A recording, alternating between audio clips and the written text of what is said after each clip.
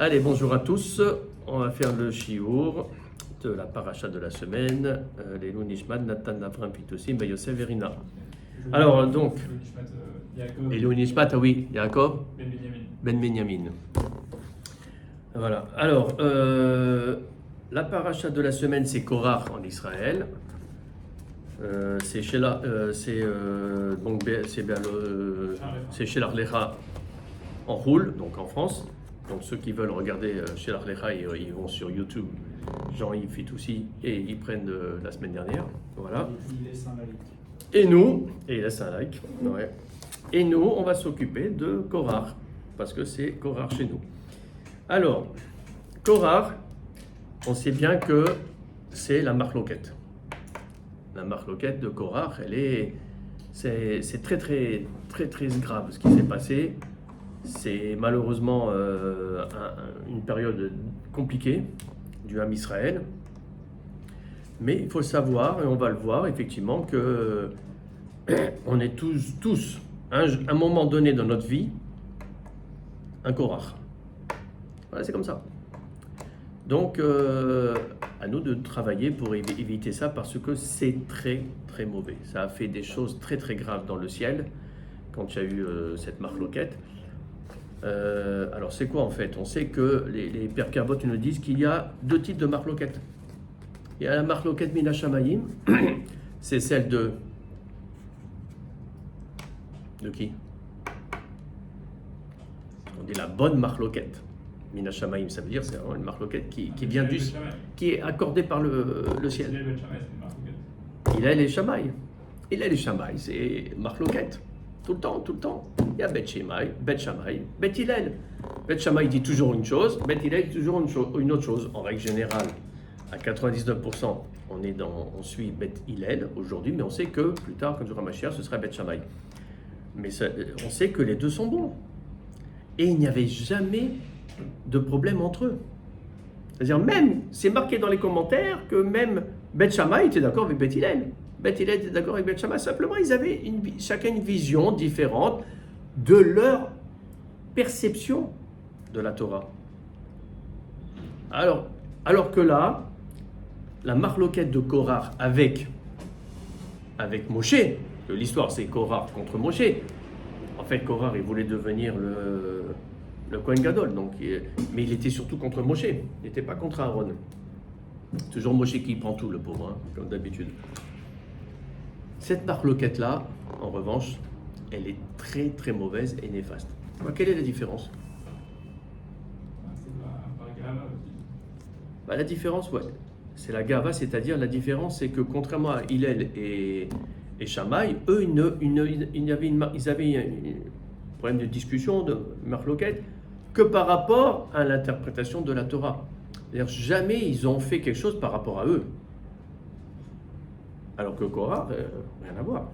Korach, ça commence par Vayikar Korach. Dès le début, la Torah te met au parfum et te dit Vayikar Korach. Qu'est-ce que ça veut dire Vayikar? Il a pris. Il a pris, ça veut dire, regardez le geste qu'on fait, tac. Il prend pour lui-même. C'est le yesh. C'est la gava. Voilà, c'est-à-dire que tu vas faire pour toi. Vayikar Korach. Il va prendre pour lui. Et ça, c'est pas bon. Depuis quand Hachem il veut quelque chose comme ça? Depuis quand? Le juif, c'est tout le contraire. Le juif, il doit donner. Il ne doit pas prendre. Comme on a vu dans les Pères Kavot, Sheli, Shelcha, Shelcha. C'est ça le tzaddik. Le tzaddik, c'est tout ce qui est à l'autre, c'est à l'autre. Tout ce qui est à lui, c'est à l'autre. Donc là, c'est pas le cas, là. Là, on n'est pas du tout dans ce truc, c'est Vayikar. Le Vayikar, il est très fort. Korach. Et pourtant, Korach, c'était pas n'importe qui, on l'avait vu. Ben Yitzhar, Ben Kehat, Ben Lévi. C'est un Lévi de la famille des Bnei Kehat. Bnei Kehat, on avait vu dans Parashat Bamidbar, c'était eux qui portaient les Kélim. Et Korach, c'est lui qui portait le Aaron HaKodesh. Donc c'était... il y avait une hiérarchie. Lévi, il avait 3 fils. Le premier d'ailleurs, c'est Gershon. après c'était Kehat, et après c'était Merari. Et celui-là qui a eu voilà, tous les honneurs, c'est Kehat. D'ailleurs, Moshe est de la famille des Kehat. Ils sont cousins. Ils sont cousins. C'est ça qui est grave.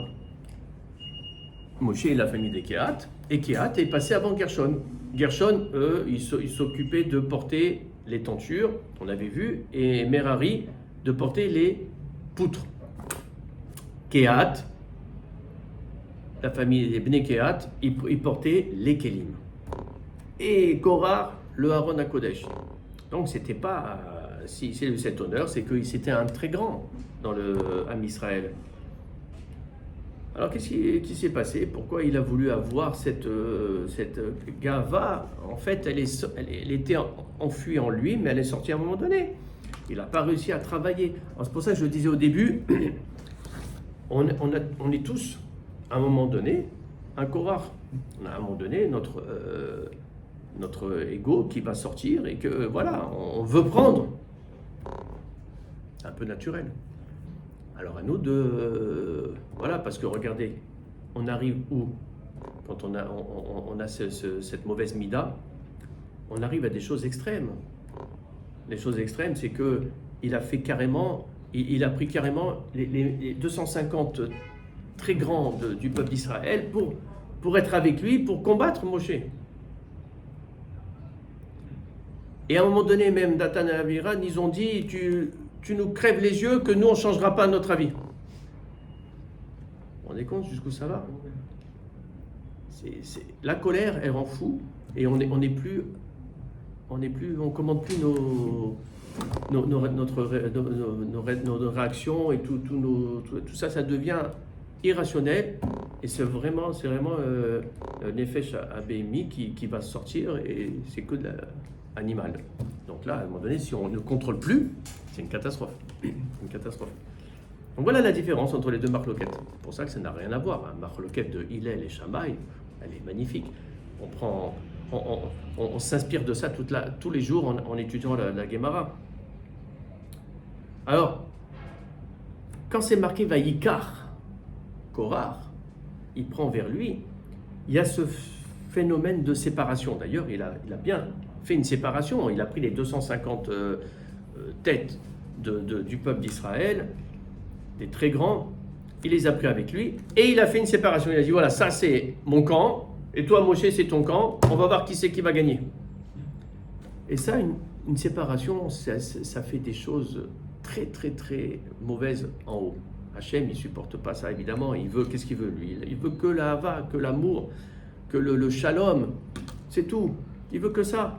Alors quand on se sépare comme ça, on le voit, ça nous arrive aussi dans le peuple d'Israël. Voilà, il y a deux camps qui se haïssent. C'est exactement ça. On est dans plein dedans, Korah. On ne peut pas dire que ça n'existe plus, c'est pas vrai. Eh bien, ça fait des dégâts énormes dans le ciel. Pour réparer ça après, très dur à réparer. Et cette séparation, Hachem, il n'a jamais voulu. Même que le deuxième jour de la création, qu'il a dû séparer les eaux, on sait très bien qu'il a dû séparer les eaux, il l'a fait parce qu'il fallait le faire, c'était mieux. Les eaux, vous avez les eaux avant, les eaux, c'était que en haut. Il a séparé, il a mis les eaux d'en haut et les eaux d'en bas. C'est pour ça que l'eau, le mot eau en hébreu, c'est maïm, c'est au pluriel. Parce qu'il y a des deux. Il y a les eaux d'en haut et les eaux d'en bas, la mer et le ciel. Rien que parce qu'il a fait cette séparation le deuxième jour, il n'y a pas marqué Kitov. Alors que tous les jours, c'est marqué Kitov. Pour vous dire que c'est pas bon, une séparation. Alors maintenant, on va essayer de comprendre pourquoi il y a cette histoire-là entre Korah, qu'est-ce qui lui a pris d'en vouloir à Moshe. Bon, il voulait être Kohen Gadol. Il a été jaloux que Moshe, c'était le Nassi, et le frère de Moshe, c'était le Kohen Gadol. Pourquoi c'était pas lui, Kehat, le cousin, qui était un très très grand notable? Eh bien, les rabbinim, ils nous disent que Korah, c'était la réincarnation de, est-ce que vous savez? Isaïe. Non. De Caïn. De Caïn, pardon. Carrément tout au début. Caïn. Korah, c'est la réincarnation de Caïn. Et du coup, Moshe, c'est la réincarnation de Hevel, le frère, qui a été tué. On sait que malheureusement, Caïn et Hevel, c'était les frères que Adam Arishon il a eu. Et Caïn a été jaloux. La même chose. Caïn a été jaloux de Hevel. Parce que Hevel, il a fait une offrande beaucoup plus de qualité. Il a donné des vaches, il a donné des brebis, des machins et tout ça. Alors que Caïn, il avait fait une offrande de fruits, etc. à Hachem. Et Hachem, il a dit, moi je préfère l'offrande d'Hevel. Il n'a pas aimé, il a tué. Eh bien, cette jalousie-là, Korah, comme c'était la réincarnation, il a récupéré. Et son travail, c'était, parce que si on a récupéré ça, le pauvre, il est pour rien. Eh ben, c'est parce qu'il a un travail à faire. Son travail, c'était d'expier cette faute. Et il avait réussi jusqu'à maintenant, et là, c'est ressorti à Awad, cette haine qu'il a, cette jalousie qu'il a. Alors, il a eu vis-à-vis de Moshe, parce que Moshe, du coup, c'était la réincarnation de Abel. Et on dit que Abel, il avait 345 étincelles divines. Un peu compliqué, bon, tout ça, mais il faut savoir que, voilà, on a des petites étincelles qu'on a. Et dans ces 345 étincelles divines, Abel, il avait 37 purs. Pur, magnifique. D'une pureté incroyable. Eh bien, c'est Moshe qui a récupéré ces 37 étincelles pures. C'est pour ça qu'il était, quand il est né, qu'est-ce qu'elle a dit sa mère? Quand elle a vu le bébé, elle a dit, il est bon. Il a dit, c'est marqué dans la Torah, quand il est né, Moshe Rabbeinu, Shemot, voilà l'enfant, et l'enfant, il est bon. Il est bon, c'est pourquoi? Parce qu'elle avait vu, elle, par Roi HaKodesh, qu'il avait ces 37 étincelles pures. Ça, c'est ce qu'a récupéré effectivement Moshe. Et la guématria d'ailleurs de Moshe, c'est 345. Voilà. Et bien si vous faites 345 moins 37, les étincelles pures qui sont parties, qui ont été vers Moshe, il reste 308 étincelles impures. C'est la guématria de Korah. Korah, lui, il a récupéré les... Alors déjà, il a les réincarnations de Caïn, et en plus, il a récupéré les étincelles impures de Abel. Donc, il avait un travail. Alors, maintenant, on comprend, effectivement, quand on voit cette guéguerre entre les deux, on comprend maintenant pourquoi la punition, ça a été cette histoire de la terre qui avale Korah. Ça aurait pu être autre chose, ça aurait pu être le feu, ça aurait pu être, je sais pas moi, il aurait pu être tué par autre chose. Voilà. Non. Ça a été, on va voir un miracle, on va en parler là justement de la terre qui s'est ouverte. Ça a été quelque chose de bien spécifique, c'est la terre qui s'est vengée. Pourquoi la terre s'est vengée? Maintenant on comprend. Si Korah, c'était la réincarnation de Caïn, qu'est-ce qu'il a fait quand il a tué? C'était le premier meurtre dans le monde. Quand il a tué Abel, la terre, qu'est-ce qu'elle a fait? Elle a avalé le sang de Abel, le sang qui vient d'un meurtre. Donc il y a eu une impureté qui s'est imprégnée de la terre à cause de cette action-là. Alors pour réparer ça, il fallait que la terre, elle avale Korah. Voilà pourquoi c'était la terre qui s'était choisie de cette manière. Alors maintenant, on va parler un petit peu du mot Korah. Le mot Korah, j'ai effectivement fait un petit truc, voilà. Si vous regardez bien, Korah, il y a 3 lettres. Kouf, Resh et He. D'accord? Et Chet, pardon. Voilà. Et il faut savoir, j'ai mis en dessous, que la lettre d'origine, c'est le He. On sait que c'est à partir du He que tout a été créé. Le He, il a 3 barres. Il a une barre en haut, une barre sur le côté, et une petite barre sur le côté opposé. 3 barres. Ces 3 barres correspondent à 3 choses très importantes que l'on utilise toujours dans la Chassidut, etc. La barre d'en haut, c'est la marshava, la pensée. La barre sur le côté, c'est le dibour, la parole. Et la petite barre sur l'autre côté, le maasé, l'action. C'est les 3 choses qui nous gouvernent. Ça veut dire que l'homme, il dépend de ces 3 choses-là. Il a la marshava, il a le dibour, il a l'action. Il faut savoir quel est le plus fort, à votre avis? Marshava, dibour ou maasé? La marshava, c'est d'une puissance extraordinaire. La marshava, c'est à l'origine de tout. Comme on dit d'ailleurs, sauf maasé, mais marshava trila, comme dit David Ameller. L'action finale, elle vient en fait d'une pensée au début. D'abord, c'est la pensée qui va intervenir et après, c'est l'action. Ça passe par le dibour aussi. Pourquoi elle est forte, cette marshava? Beaucoup de choses. D'abord, parce que elle est intérieure. C'est intime. La marshava, on ne peut pas savoir ce que l'on pense l'autre. Tant qu'on a une pensée, personne ne peut savoir quelle est notre pensée. À part quelqu'un qui voit à travers les... voilà. Mais, et en plus de ça, la pensée, elle est d'une force, d'une puissance. Et quand on arrive au dibour, si on veut exprimer notre pensée, déjà, on va perdre énormément. On va, comme un entonnoir, on va perdre. Parce que entre ce qu'on dit et ce qu'on avait pensé, ça n'a rien à voir. On perd déjà au moins 1000 fois, ou je ne sais pas combien d'intensité. Et l'action encore, elle va être encore plus faible que le dibour, parce que le dibour, c'est très fort. C'est justement le sujet du cours, la force de la parole. Et l'action, c'est déjà plus difficile de faire l'action par rapport au dibour. Donc on voit qu'à chaque fois, on diminue. Le plus haut, c'est pour ça que la barre d'en haut, c'est la marshava. Après, c'est le dibour. Et après, l'action, c'est beaucoup plus petit. On voit que le dibour. Si vous regardez bien, Korach, en fait, les 3 lettres qu'il a, c'est à chaque fois des lettres qui ressemblent au He, mais avec une différence. On l'avait vu l'année dernière. Le premier, c'est le Kouf. Le Kouf, si vous regardez bien, vous avez la barre en haut. Vous avez la barre à droite, donc vous avez la marshava, le dibour. Seulement, le problème, c'est le maasé, la barre sur le côté, la petite barre, elle descend. Elle descend. C'est quoi ça? Ça veut dire que le maasé, il veut trop faire.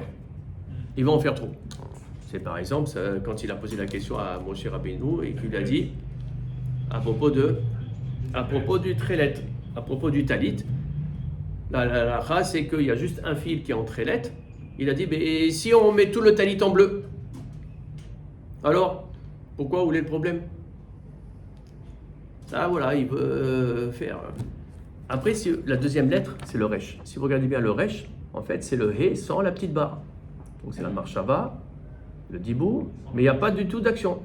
Ça, c'est quand il avait posé la question à Moshe Rabbeinu, il a dit, quand il y a une bête à Knesset, bête à Midrash, pourquoi on doit mettre une mezouza? Il n'y a pas besoin, il y a des livres partout, déjà, on a tout ce qu'il faut, il n'y a pas besoin de rajouter.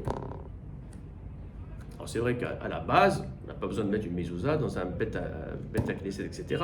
Sauf que comme on peut manger, on peut, voilà, c'est un lieu quand même de bête à Knesset, de rassemblement. Donc, les caradines, on a plus. Hein? Les caradines, on a plus mettre on met tout le temps parce qu'on peut être amené à boire, à manger, à faire. Donc il faut une mezouza. C'est un lieu de vie, mine de rien. Donc lui, non, il a dit non. Et enfin le dernier, le chet, on voit que c'est comme le he, sauf que la barre du maasé, elle va jusqu'en haut, elle va jusqu'à la marshava. Ça, c'est interdit. Le maasé, il ne peut pas rejoindre la marshava. On a vu que chaque fois, on diminue en intensité, on perd. Alors, comment c'est possible que l'action, elle va rejoindre la marshava? Ça, il n'y en a qu'un qui arrive à faire ça. Le Kohen Gadol. Non, le Kohen Gadol. Le Kohen Gadol, il est tellement à un niveau élevé que son maasé, il rejoint la marshava. C'est Aaron Akodé, Aaron le Kohen Gadol. C'est Aaron. Aaron, lui, il est comme le chet. Il n'est pas comme le he. Alors on voit que Korach, en fait, les 3 lettres, c'est le he. Le he, c'est la perfection. c'est le top. Mais à chaque fois, il veut atteindre le He, il n'arrive pas. Dans ces 3 lettres, il n'arrive pas. Ça, c'était un premier point. Le deuxième point maintenant qu'on va voir, c'est à propos justement, on avait vu de la punition. La punition, c'était que la terre, elle s'est ouverte. Alors cette terre qui s'est ouverte, il faut savoir que ce n'est pas un tremblement de terre. Qu'est-ce qu'il a voulu dire? Il a voulu, Moshe Rabbeinu, il n'a pas voulu que ce soit lui qui intervienne pour montrer qui c'est qui a raison. Il a voulu montrer à tout le monde que Hachem, c'est lui qui va décider. Si c'est Korah qui a raison, alors il ne se passera rien. Mais si Korah a tort, il va se passer quelque chose que l'on ne peut même pas imaginer. Tellement c'est miraculeux. Donc il fallait que ce soit quelque chose de très très très miraculeux. Donc si c'était simplement un tremblement de terre, en quoi c'est miraculeux? Voilà, ça arrive, le tremblement de terre, on sait que c'est la force d'Hachem qui le fait, etc. Il n'y a pas de problème, mais voilà, c'est des choses qui arrivent. Là, la Torah, elle nous dit que ce n'est pas un tremblement de terre, parce qu'elle nous dit que d'abord elle dit Pi Haaretz, la bouche de la terre, donc c'est-à-dire qu'il y a quelque chose qui avale, il y a une succion. Donc, et après ça se referme. Est-ce qu'un tremblement de terre, ça se referme? Ça ne se referme pas. Alors, ça, en fait, c'est effectivement, ça fait partie des 10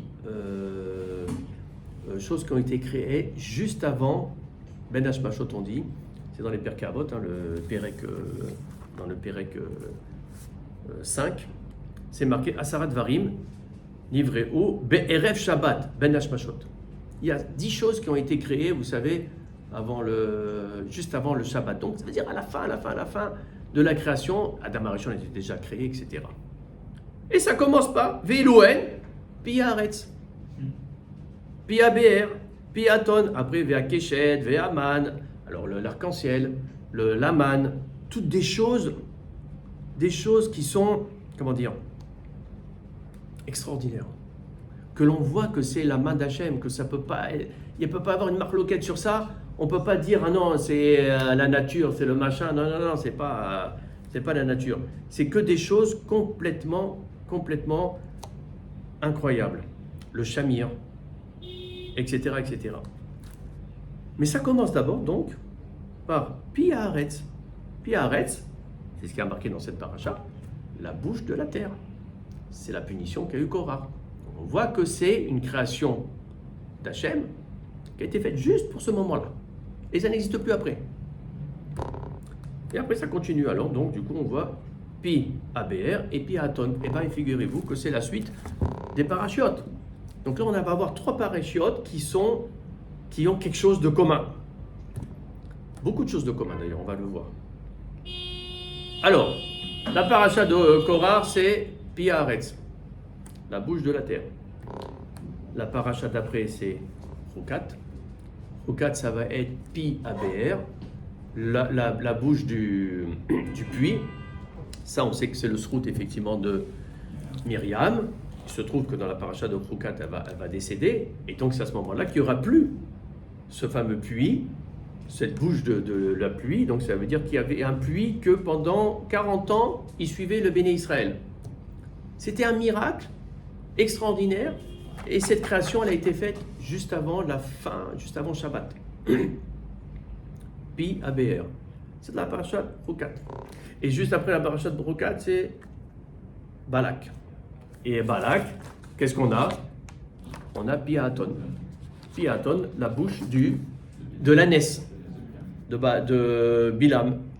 Parce qu'à un moment donné, qu'est-ce qui va se passer? On va le voir quand on sera à la paracha de Balak.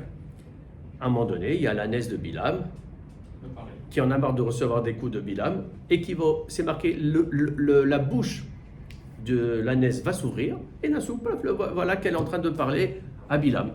Ça, évidemment, est-ce que ça existe, un animal qui parle, qu'on comprend en tout cas, ben non. Et bien ça fait partie des 10 créations aussi. Donc on voit qu'on a 3 parachiotes qui vont se suivre là. On a 3 phénomènes par rapport à la bouche. Pi Haaretz, Pi Be'er, Pi Aton.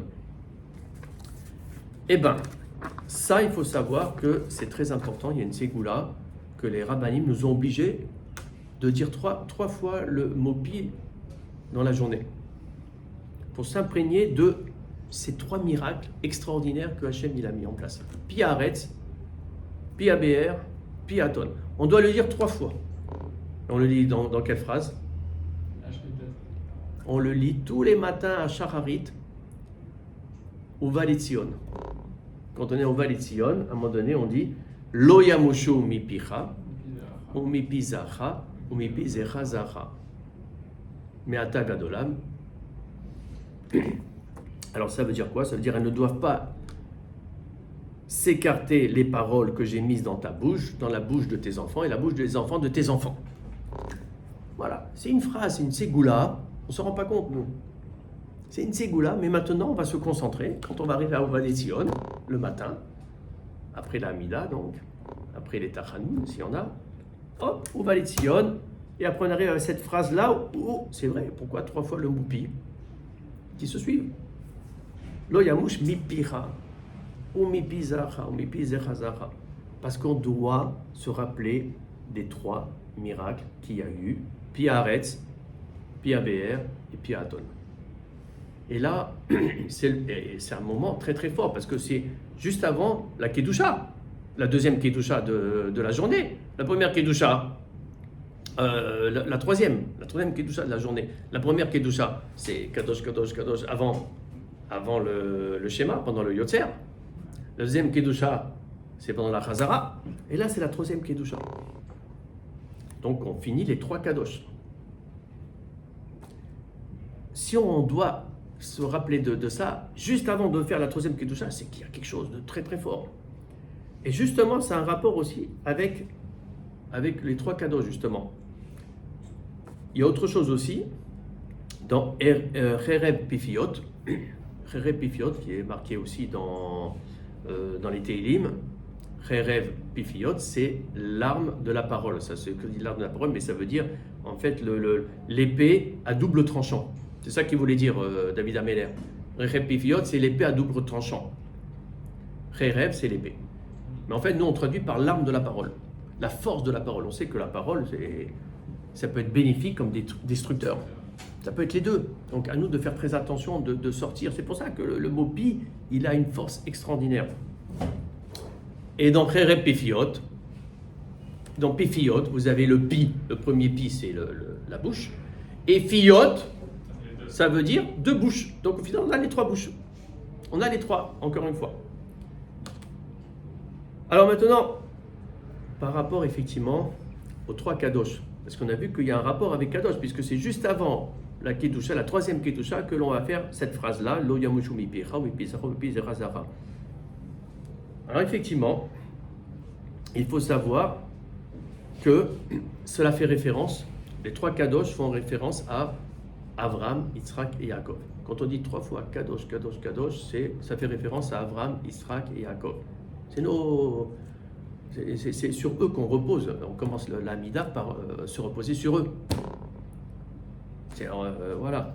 Elohé Avraham, Elohé Yitzhak, Elohé Yaakov.